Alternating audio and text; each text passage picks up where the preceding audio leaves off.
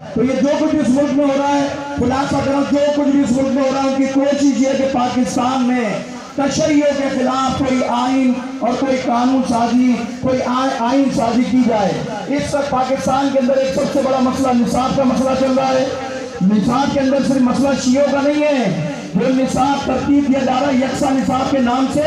پاکستان میں یکساں نصاب پہ کسی کو اعتراض نہیں ہے۔ یہ طبقاتی نظام پاکستان میں سب سے بڑا مسئلہ ہے، وہ مسئلہ ہے زائرین کا مسئلہ۔ زائرین کی صورتحال ابھی آپ نے دیکھ لی کتنی بدترین صورتحال ہے۔ ابھی 40 پیک پہ آیا تو ایک نوٹیفیکیشن جاری ہو گئے۔ بڑی مشکل ہے، پاکستان میں آئین سازی، قانون سازی کی جا رہی ہے اور کوشش کی جا رہی ہے کہ زائرین کو کسی طرح روکا جائے، 40 سے روکا جائے، زیارت سے۔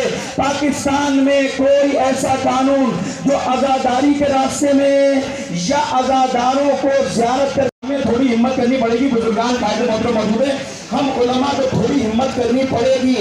جب تک اس کے آگے بند نہیں مانو گے، یہ رکنے والے نہیں ہیں۔ آپ کیا سمجھتے ہیں کہ یہ رک جائیں گے؟ ان کی پوری کوشش ہے پاکستان میں تشیع کو دیوار سے لگانے کی۔ ان کی پوری کوشش ہے تشیع کو ان کے گھروں میں محدود کر دینا، عزاداری کو گھروں میں محدود کر دینا، ان کے اشتباہ کو گھروں میں محدود کرنا۔ یہ پوری کوشش ہے، ان کے کوشش ساجد قائد ہمارا ہے، ساجد قائد ہمارا ہے، ساجد قائد ہمارا ہے، ساجد قائد ہمارا ہے، ساجد قائد ہمارا ہے، ساجد قائد ہمارا ہے۔ لبیک یا حسین،